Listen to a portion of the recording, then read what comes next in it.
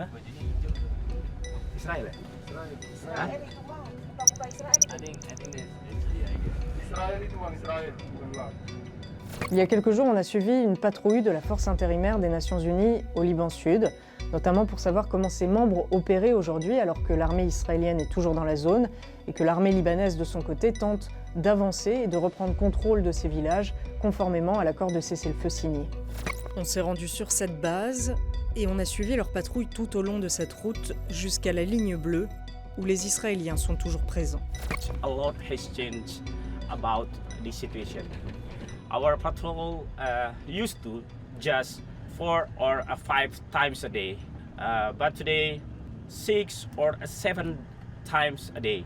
And in the past, before the presence IDF in our area of responsibility, we use the car like vehicle. But right now, we have to use armor vehicle.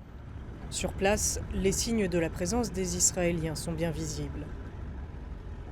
Quant au paysage, ils ont des airs apocalyptiques. Un peu plus loin, en direction d'Adaïsé, les barrages installés par des soldats de l'État hébreu pour empêcher les habitants de passer sont encore nombreux.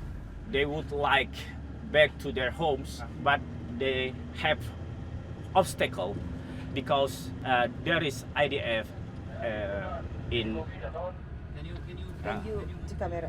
Habituellement, on reçoit cette consigne lorsqu'on voit un véhicule se diriger vers nous, notamment pour ne pas irriter les habitants de la région avec notre caméra.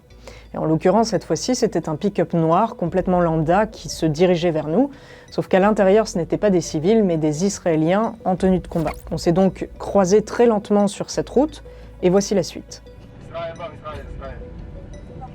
I think Israel itu bang, Israel, bukan Irak. we can identify them from the vehicle, from their uniform.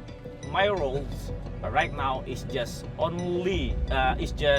monitoring and reporting to the Sector East headquarters. Surveiller et signaler. Voici les principales missions de cette force qui travaille main dans la main avec l'armée libanaise pour tenter de faire respecter le cessez-le-feu au Liban, décrété le 27 novembre et prolongé jusqu'au 18 février. Une mission complexe, alors qu'Israël continue de bombarder sporadiquement le sud du pays, accusant le Hezbollah, lui, de ne pas avoir retiré ses armes de la région.